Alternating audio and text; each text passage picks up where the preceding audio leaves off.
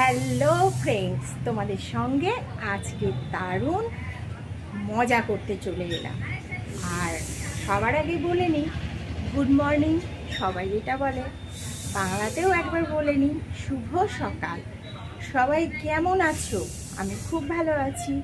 আর আজকে তোমাদের সঙ্গে মজার কথা বলতে এবং মজার একটা রান্নার রেসিপি শেয়ার করতে আজকে পাকা কাঁঠাল দিয়ে কড়াইতে রান্না করে দেখাবো। তোমরা হয়তো ভাবছো, অবাক হচ্ছ, অবশ্যই অবাক হওয়ার মতনই কথা। তো চলো আজকে পাকা কাঁঠাল পড়বে গিয়ে আমার রান্নার কড়াইতে, অবশ্যই কিচেনে। তো আজকের আমার বাগানে কিছুটা শ্যুট করব আর কিছুটা আমার কিচেনে গিয়ে। চলো লেটস গো, আমার সাথে থাকবে, পুরো ভিডিওটা একদম শেষ পর্যন্ত দেখবে। তাহলে চলো। কাঁঠালটাকে প্রথমে ছাড়াতে বসে পড়লাম আমার ঘরের মধ্যে। ছাড়াতে বোর হয়ে যাচ্ছি, জানো তো, কেননা অনেকটা পরিমাণে কাঁঠাল, আবার এগুলোকে নিয়ে গিয়ে কড়াইতে ফেলতে হবে। বুঝতে পারছো কতটা টাইমের ব্যাপার। আসলে আমি টাইমের ভয় পাই না বা খাটতে ভয় পাই না, ব্যাপারটা হচ্ছে সময়টা অনেকটা বেলা হয়ে গেছে, আমার অন্য কাজও আছে।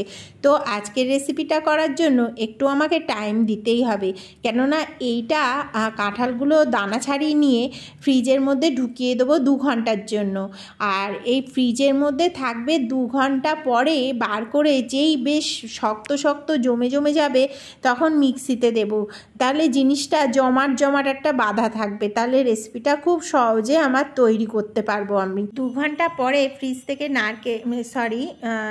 কাঁঠালগুলোকে বার করে নিয়ে এইবার আমি দিয়ে দিলাম মিক্সিং বলে পেস্ট করে নিয়েছি একদম। আর কড়াই যেই গরম হয়ে গেল, কড়াইতে দিয়ে দিলাম ঢেলে। এইবার তোমাদের দাদাভাই এসে পড়েছে, আমার তাহলে আর কোনো অসুবিধাই রইল না, কাজটাও আমার খুব তাড়াতাড়ি হয়ে যাবে। একদম নাড়তে যতক্ষণ না এই রকম পরিস্থিতিতে এসছে ততক্ষণ কিন্তু নাড়তে থাকতে হবে। তারপরের পরিস্থিতিটা তোমরাই দেখে নাও, ঠিক এরকম একটা কালার আসবে আর এরকম পরিস্থিতি আসবে, কাঁঠালটাকে নামিয়ে নেব।